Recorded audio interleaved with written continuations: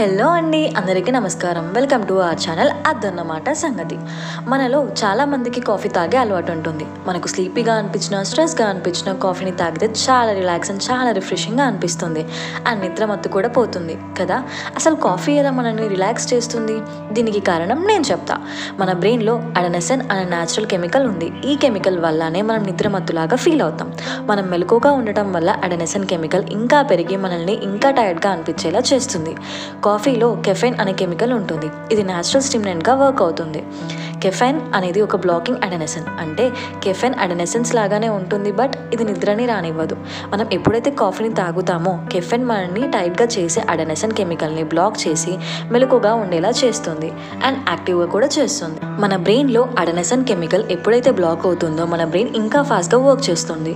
And ఈ chemical black అవ్వడం వల్ల మన బ్రెయిన్లో డోపమైన్ అనే కెమికల్ రిలీజ్ అయ్యి మనల్ని ఇంకా ఎనర్జిటిక్గా ఉండేలా చేస్తుంది. కెఫెన్ మన బాడీలో అడ్రెనలిన్ అనే హార్మోన్ని రిలీజ్ చేస్తుంది. ఈ హార్మోన్ మనకి బెటర్ మూడ్ అండ్ అలర్ట్గా ఉండేలా చేస్తుంది. మనం కాఫీ తాగిన 15 to 30 minutes తర్వాత ఈ కెఫెన్ వర్క్ అవుతుంది. 1 to 2 hours తర్వాత ఇంకా స్ట్రాంగ్గా పనిచేస్తుంది. కెఫెన్ మన బాడీలో 4 to 6 hours దాకా ఉంటుంది. కెఫెన్ మనల్ని కొన్ని hours మాత్రమే నిద్రపోకుండా చేస్తుంది. బట్ తర్వాత మన బ్రెయిన్లో అడెనోసిన్ మళ్ళీ వచ్చి మళ్ళీ మనల్ని టైట్గా అయ్యేలా చేస్తుంది.